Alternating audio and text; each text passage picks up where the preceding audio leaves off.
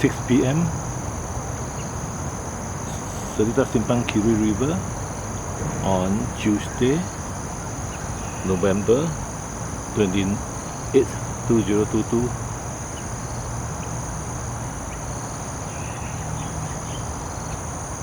Good sunshine, sun about to set.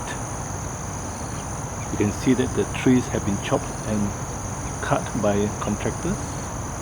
This is Seletar Simpang Kiri River, where there are more mosquitoes